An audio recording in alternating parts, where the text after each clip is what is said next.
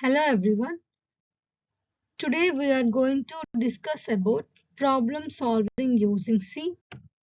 In this our topic is file handling. So this module focuses on file handling in C programming, which is an essential concept for storing and managing data permanently. Until now, most programs we write store data temporarily in variables, but once the program ends, the data is lost. So, file handling helps overcome these limitations by enabling programs to store data in files on secondary storage devices like hard disk. In real-world applications such as banking systems, student databases, and online applications, storing data permanently is very important. So, file handling allows programs to read, write, and update data efficiently. In this module, we will learn how files works, their types, and how to perform operations on them using C language functions. Why files are needed? In C programming, all variables store data in RAM, which is temporary memory. When the program execution ends, all the stored data disappears. So, this becomes a problem when we need to store important information like user details, marks, or reports for future use.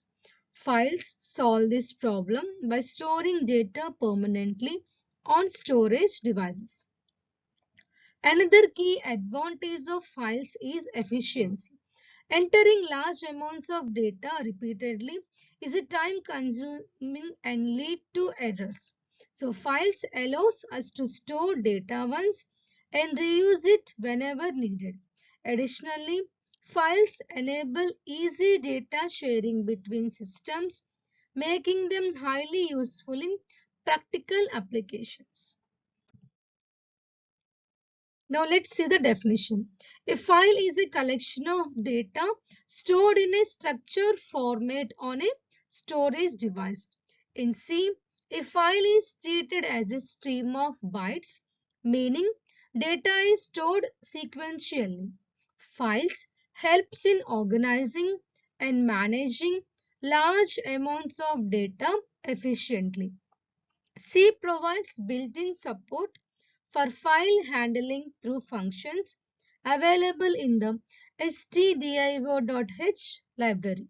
These functions allow programmers to perform operations like opening, reading, writing, and closing files. Files acts as a bridge between the program and permanent storage. In this, we'll have two types of files, text files and binary files. Each type has its own advantage and use it based on the requirement of the application. Text files are simple and human readable, while binary files are efficient and secure. Choosing the right file type depends on factors like readability, storage efficiency, and performance requirements. Text files. Text files store data in a readable format using characters. These files can be opened and edited using simple tools like Notepad. Each piece of data is stored as a sequence of characters, making it easy for humans to understand. However, text files consume more storage space and are less secure. Since the data is stored in plain text, anyone can read or modify it. Despite these limitations, text files are widely used for simple data storage and logging purposes. Next, coming to the binary files. Binary file stores data in the form of binary digits, zeros and ones. These files are not human readable and require programs to interpret their contents. They are more efficient in terms of storage and execution speed. So binary files are commonly used in applications where performance and security are important. Since the data is not easily readable, they provide better protection. They are ideal for storing large data sets and complex data set structures. Next, we are going with file operations. File handling involves several steps that must be followed in a sequence. These include declaring a file pointer, opening a file, performing operations, and closing the file. Each step is crucial for proper file management. Missing any step can lead to errors such as data loss or program crashes. Understanding this workflow helps in writing efficient and error-free programs. Steps for processing a file.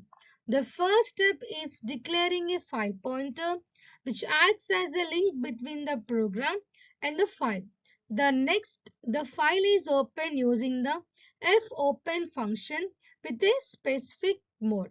After opening, the program performs operations like reading or writing. Finally, the file must be closed using fclose function to save changes and free resources. Following these steps ensures smooth file handling. Declaration of a file. How to declare a file means a file pointer is declared using the syntax file asterisk fp semicolon. It is used to store the address of the file and enables communication between the program and the file. Without a file pointer, we cannot perform any file operation. It is essential component in file handling and must be declared before opening a file. How to open a file? So to open a file, creation and editing. So the fopen function is to open or to create a file. It takes two arguments, file name and mode. The mode specifies the purpose such as reading, that is R, writing W, or appending A. If the file cannot be opened, fopen returns null. Therefore, it is important to check the file pointer before performing operations. This prevents runtime errors and ensures safe execution. Next, we are having file opening modes.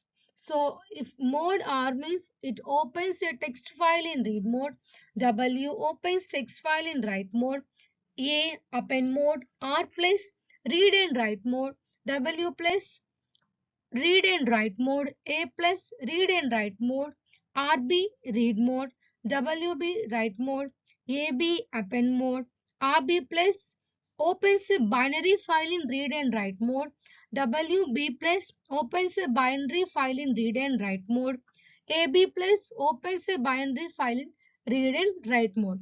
All these are different file opening models. So each mode has a specific purpose.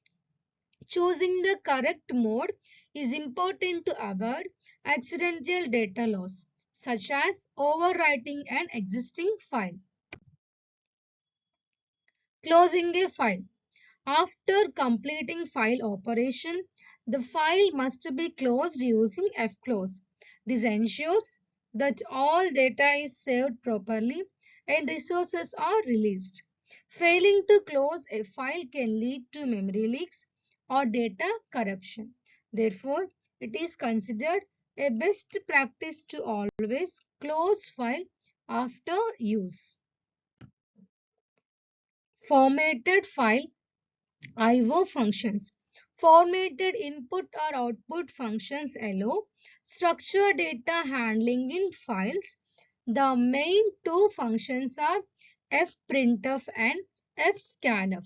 These functions work similar to printf and scanf but operate on files instead of standard input and output. So they make it easier to store and retrieve formatted data. So what is this fprintf? So in this program, we have used the fprintf function. So the fprintf function is used to write formatted data to a file, which allows storing multiple values like strings and integers in a structured way. So this function is useful when we want to save data in a readable format. It is commonly used in applications like report generations and data logging, and reading from a text file using fscanf function. The fscanf function is used to read formatted data from a file. It helps retrieve stored data and use it within the program. This function is essential for processing stored data. It enables programs to reuse previously saved information efficiently. In the example, we can see the input and output operations of a file. C provides several functions like file IO operations using getC, putC, fgetS, and fputS. These functions help handle data efficiently. So getC means read a character from a file. PutC, write a character in file. Fprintf function, to write set of data in file. Fscanf function, to read set of data from file. GetW function, to read an integer from a file. PutW function, to write an integer in a file. So this file handling is a powerful feature in C programming that allows permanent data storage. It enables programs to store, retrieve, and manage data efficiently. So by understanding all these file types, operations, and functions, the programmers can build real-world applications like databases and management systems.